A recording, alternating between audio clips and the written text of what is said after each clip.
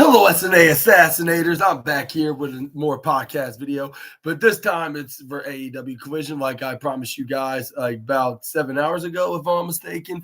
But yeah, we're going to talk about what exactly went down and what a super interesting show. It kind of reminded me like if this was the go home show of Collision and not next week, if there's going to be a Collision go home show.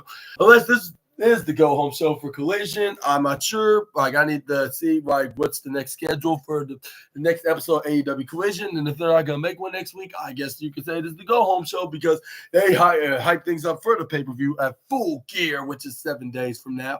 And we're going to talk more about that in just a moment. Like, we also had some pretty fantastically interesting and watchable matches, like including the main event and that qualifying match, which I'm not sure who was the right guys, let me rephrase that, plural, not singular, like who's going to be facing Private Party, Outrunners, and House of Black in that four-way match for those tag belts at the pay-per-view next week at Newark, New Jersey. And we're gonna what else is gonna happen? What else happened on tonight's tonight? I'll say we got a couple of disturbing moments and some very I'll say insult to injuries statements in description of one particular match, like from a very inaccurate commentator, I guess you could call this particular announcer. But we're going to talk about more about that as soon as we get started. Start off with Mina Shirakawa taking on Harley Cameron. Like, and some of y'all probably would say battle of the wiggling TITs, but I prefer to just get to the point and talk about the match. Like, it was not so bad. Like, even though we got some very uncomfortable moments. But despite all that, like, we still had an entertaining match with Mina Shirakawa starting things off with the offense onto Harley Cameron by grabbing her legs, stomping on her. This is where she started going the wiggling back and forth dance while she was standing onto her legs, and she stomped on it. This is where then she followed that up by with her going for an elbow drop right onto the left leg of Soraya's assistant. This is where she tried to leg drop that exact same leg onto the left side. But this is where we got Harley Cameron hang on to the ropes. Probably the smartest move that she done in the match. Like, so she won't get her leg, I'll say, broken off into a piece. This is where we got what's her name? Then we got Harley Cameron then turned into a Russian leg sweep after she hits a knee right to the midsection onto the Stardom champion. I'm not sure, but what exactly the particular champion that she is into the all females Japan promotion. But I should just say, like, the Stardom star, I guess you could say that'll be the right term to use. But this is where she hits a running bulldog onto Shirakawa. This is where we got Harley then hit a single axe handle. This is where then she started doing that shimmy. They're like, Mina are mocking her. I believe the fans not like that because they start showing them dissatisfaction by booing her. This is where she started going for the I guess you could say the puppy face maneuver by rubbing her TITs right into the face onto Mina Shirakawa. I feel very traumatized and uncomfortable mentioning this. Like as much as like with other things, other things, like especially from that Good for Nothing Kristen, but that's a different story for a different day. But it's where we got a back elbow strike by what's her name, by Harley, when she threw Mina right to the left side. Elbows her right into the face is where she tried to go for the elbow dropped right to the right shoulder, then turned into a headlock. Mina elbows her right to the midsection, but she gets insecuried by Harley Cameron. The interception when she went right to the right side is where then Harley Cameron went to the left corner side. Is where Mina then tried to outsmart her. This is where then she turned into her own version of Roxy, which we all know everybody probably all know who I'm referring to. But this one, she hit her signature move by hitting the flying head scissors, turned into a side Russian leg sweep. And this is where we got Mina Shirakawa then hits like an elbow and a hip attack right onto Harley Cameron right into the bottom left side. But even though she was still standing, she still that type of the maneuver option. But this one she tried Irish whipped her right into the opposite direction in the diagonal corner. But it's where she instantly gets countered and get thrown right into the upper right side by Harley. This is where Harley hit a forearm strike and out of reversal. This is where Mina then hits a springboard Insagiri or Gamangiri. This is where we got Mina go for a cover, but this is where Harley Cameron's like, nope, and kick out of it. This is where Mina's like, yeah, of course. Like, and she made it look like the pillow would normally would do. Like if she was in AEW right now on television, she's still part of the AEW, of course, but I'm gonna say on AEW television, like we haven't seen her like probably since the beginning of October, like right at exactly on AEW, on AEW, what's they call it? Wrestle Dreams, that's the name of the pay-per-view. And I wish her a very speedy recovery because I heard that she suffered an injury like in her match like recently, like a couple weeks ago at CMLL, which that was partially the reason why she wasn't on AEW television. But yeah, I would wish her all the best like at this very unfortunate time. But this is where we got Mina Shirakawa go for a figure four. This is where she then kissed her fingers and lit it up right in the air. Like you see this lit up like a what's that, like a balloon lantern. Like this is where then she turned into a. This is where then she go for the figure four. Like this is where like she nearly made Harley Cameron tap, but her scream like "Let go!" Like I'm not tapping, but this is where she looked like she was about to. But luckily for her, she got onto the ropes right on time. Mina had no choice but to let go. This is where we got Mina to mess with that exact same leg on the right side. So I'm bending it like sideways, something that you do not want your leg to be in any way. This is where we got what's her name? Harley Cameron hits her in the forearm, right in the midsection. This is where we got what's her name? Then Harley then hit a backstabber, a full Nelson backstabber to be the exact. This is where we got Harley Cameron then trying to pick up Mina, then try to hit her with another maneuver with her picking her up like into a firewoman's position. But this is where Mina flipped right out of it.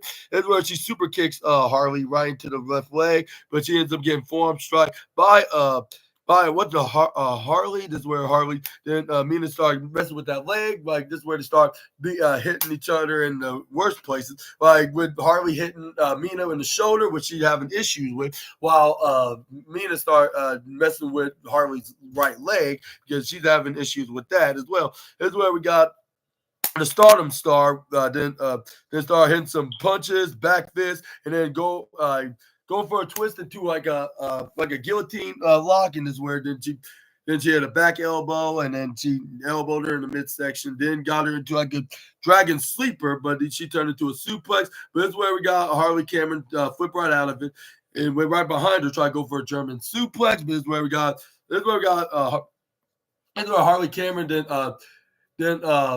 that did not work. This is where Mina Shirakawa tried to go for a back elbow, a clothesline, but she ducks out of it. This is where she got Mina's right arm, like the one that I believe she was trying to elbow her with, but this is where she got right underneath Mina's legs. This is where then she hits a back suplex in the process after hitting that maneuver. But unfortunately, it did not get her to 3. Actually got her 2.6. That's about it. This is where Harley Cameron was very disappointed. Like, yeah, and clear as day, of course. But this is where we got This is where we got Harley Cameron and hit a right hand to the face onto Mina. But this is where Mina then counters out of an Irish whip that Harley was trying to do to her. This is where Mina Shirakawa countered to her. This is where we got Harley Cameron then turned into, I believe, Christian Cage and Kofi Kingston by dodging out of the right corner side, flip her over and kicked her right in the head. This is where she tried to go for a roll up after she did that maneuver. But once she tried to put her legs on the ropes, that's where the referee was like, hey, like you cannot do that. Like it's the legs on the ropes is where Harvey Cameron's like, oh, come on, like, cut me some slack. And this is where the referee's like, no, that wouldn't be fair if I just allow you to do whatever you want in this match. Like even if it, including like something that's totally unfair for your opponents and that's illegal in general, like in this disqualification contest. But this is where we got Mina Shirakawa got back up somehow, hits the springboard Insagiri right onto the head, or Gamangiri, that's what Tony Schiavone calls it. But this is where we got Mina Shirakawa start stomping like if she's her own version of Kairi Sane. This is where like she came from the upper left side to the bottom right. This is where she tried to go for double knees, but this is where we got Harley Cameron and grab onto her. This is where she put her right onto the top. This is where we got Mina Shirakawa and go for a sling blade right off the mid rope. This is where we got her going for a cover onto the Harley, but this is where Harley kicks out at 2.3, if I'm mistaken. But this is where we got Mina Shirakawa. All right, that's okay, like because I got something up my sleeve that's definitely gonna be a guaranteed victory, which it ended up being like with her trying to pick her up and try to go for the reverse suplex DDT maneuver until Harley Cameron then flip her out of into a wheelbarrow roll up, which is the most devastating move. What's the point of locking the door? But anyways, assassinators, which is the most devastating move in all of professional wrestling.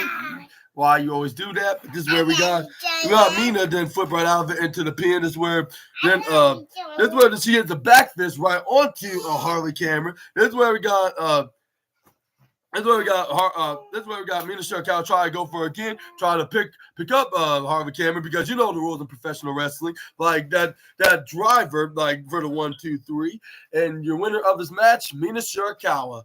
And as much as she kind of creeps me out, I want to give her a huge congratulations on that match. I will give it maybe the third match of the night.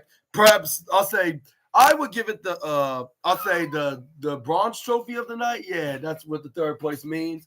But yeah, like this was a really good match. Like even though it was just kind of a throwaway match, but just a future like a feud. Like even though they haven't confirmed anything yet, let's just say. But as a matter of fact, I'll say the complete opposite. So we're gonna be talking about that like later on in the video. But yeah, like. This is what exactly AEW needed to do, like to start things off fresh, like with to show that they're the second best company that does have the most prestigious women's division. Well, I'm not sure if Anthony Khan would like to hear me say something like that, like if I'm going to be talking positive about his product. But like I'm just saying, like in general, like I just think it's the second best right now. That's because the other companies doing some really great things, including one brand in particular of that company in the business.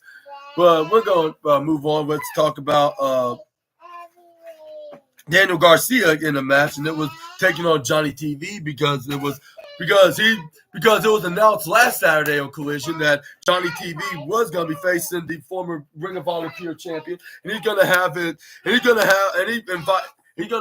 MXM collection to be in ringside with him because he did invited them because last weekend Johnny TV did finally met up with both Mason, Madden, and Mansoor, and he even asked them to be a part of them in this new trios alliance, like with them being this fashionably pretty boys, I guess you could call them, like when it comes to description about their gimmicks, which it's very similar, like to their gimmicks. So I was like, why the flub not? And hopefully they both benefit off of being a trio and actually win a bit more of the matches rather than losing.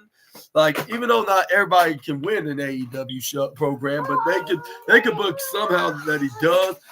And I hope it's not like exclusively to jobbers that the only time they're going to be winning something, because that would be completely pointless to do. But if you're trying to build things up into like a long-term trio that's going to be successful for the long run, of course. But this is where we got Johnny TV then start things off with Danny Garcia. This is where we got Danny to go for a headlock. This is where Johnny Irish with Danny right into the upper corner side. He gets shoulder tackled by the former Intercontinental Champion. This is where we got Johnny was like, all right. And he was like, this is where that's all you got, Mr. Garcia. Like I thought you were more talented. I thought you were the unbeatable prodigy or something like that, or a prospect, or whatever you want to call yourself. That's where we got Daniel Garcia's like, oh, I'm gonna show you like some prospects here. This is where then he goes for a headlock. This is where he dips him right to the right side. To the right side. This is where we got Daniel Garcia. Then trying to shoulder tackle Johnny TV, but Johnny TV bounced to the right side, knocking Danny Garcia in the process. Like when he went to the right side, Johnny TV then did a signature pose, like me and my brother used to do back in the day, of course. But this is where we got what's his name? Mason Mansour were ringside. Like this is where they were impressed of Johnny TV's abilities in the ring against one of AEW's top mid-carders in the business. And yeah, and Mason also looked like a male human real life version of Minnie Mouse, like with his hair in the pigtails. But she's I guess he wants to look fashionably. I don't know what the compliment. I guess you could say fashionably gorgeous. I guess that's the right term to put it. But this is where we got Danny that ran to the right side, knocks off Johnny TV with a shoulder tackle. This is where we got Danny Garcia like, that was a tough arm that I just did right there. That was so hard. This is where then we got Danny Garcia. This is where we got Danny Garcia, then Johnny TV right to the right side. This is where Johnny then counted to him instead into the left. This is where we got This is where once Johnny TV sent Danny right to the left side. This is where the referee was distracted with Mansour, so they can keep the referee occupied and not see what their third guy Mason was going to do to Danny, and that was the choke slam right to the left side. Yeah, the typical heel fashion.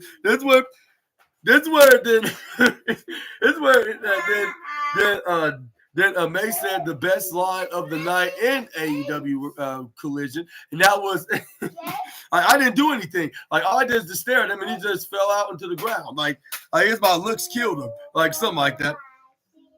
And this is where we got Johnny TV trying to go for a pin, but this is where we got Danny then kick out at 2.5. This is where Mason's like, shoot, sugar honey iced tea. Like that didn't work.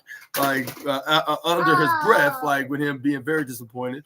This is where then we got Johnny TV then sent Danny Garcia. This is where we got him distracting the referee. This is where then MXM starts stomping onto Danny, trying to make it less difficult for the 25-year-old star. This is where we got Johnny TV to go for a headlock. This is where we got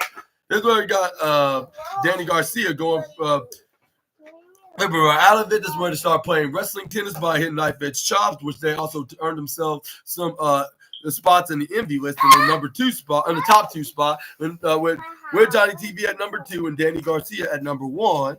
Like, and this is where I was like, this is the first time I saw Danny Garcia at number 1. Normally it's someone like Roosh or I was about to say his real first name, Dax the Axe Hardwood, and a couple other guys, and even Brody King, and Mark Briscoe.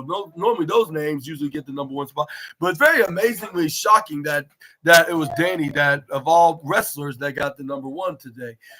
Which the ring general that was very disappointed. But he's got to add him on the list and remember this, and he's gonna put him on this IOU list of wrestlers who mocked him in the other company, which is their rival promotion. But this is where we got Johnny TV that did a pretty impressive corkscrew dive right onto Danny Garcia, right onto Daniel Garcia, like right to the left side. That's where we got Johnny TV to start trying to strangle him, right into the that's where we got what's his name? What is it? You can just unlock it. It's not a joke. Anyways, assassinator. This is where we got Mason and Mansour to start arguing with. Following me. All right, Trey. Give Gunner some space. I want my toy. This is where we got Mason Mansour then was arguing at the referee for some reason, but this is where we. Okay. Oh, yo, hey, stop! That's enough.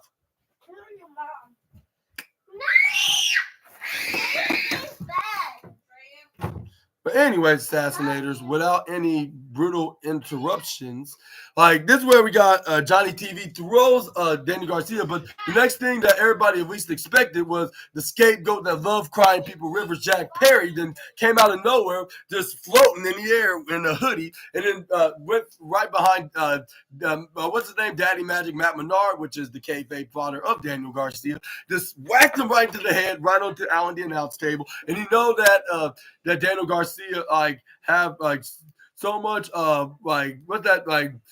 so much love and respect. Like if he really is his father, like he knew that was gonna make him have a reaction, and yeah, and this totally made it personal, like into this feud, like with him messing with family. But this is where we got Johnny TV throws Danny right into the back in the ring. This is where we got Johnny then trying to finish him off with the Starship Pain. Was it? No, first it was the fireman's carry. Like he picks him up, trying to go for I believe it was like some kind of a similarity of a Death Valley driver, which I was nearly getting excited for and being happy about him doing this. But unfortunately, that didn't end up being successfully executed. But fortunately for Danny and his fans, he got out of it. This is where he started elbowing him in the counter. He then hits a spinning back suplex. That's why they got Danny Garcia that was very agonizing. This is where he was like, but it was all worth it. This is where he sent Johnny TV right to the upper right corner side, starts stomping on to the former IC and tag team champion. That's where he then booted him right to the face when he came to the bottom corner rope. That's where we got Danny then ducks out of a clothesline from Johnny when he was trying to attempt to go. But he spins it and hit a spinning neck breaker onto him. But once he tried to go for a pin, Johnny kicks out at 2.99999. Distracting the referee again. This is where then MXM Collection then came in and started stomping and beating up Daniel Garcia. If they're male model version of Britney Spears, like we're doing it again, of course. Like this is where we got. That's where they try to double Irish whip Daniel Garcia, but this is where they're playing backfire once they try to send him right to read the ring post on the bottom left side. It was Mansoor that ended up getting crashed face first right into the post. This is where we got Mace to try to do it to him, but this is where he gets pushed right into the post alongside with Mansoor. This is where he got back in the ring. Johnny TV thought this move was going to work, even though this worked in the past against former opponents. But that was when he was sort of likely in his prime, even though he still is. But when he was in the winning side, like with him winning like every single week rather than taking L's all the time. I sure hope that he does get back in that path like 15 years ago. But this is where we got Johnny T. After he hits the springboard insecurity kick right off the left side, then he hits that swinging neck breaker. Then he followed that up with the Starship Pain, like right off the top of the ropes and the right. That's where he's like now it's time to finish him with him going split legged and then trying to corkscrew dive. But it's where we got Daniel Garcia move out of the way. Smart move from the young star. This is where he hits a middle drop kick onto Johnny TV, send him right to the diagonal side and the upper right side.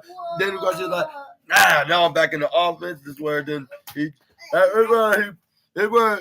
out of a close on Johnny trying to attempt to, but it was over already before it started.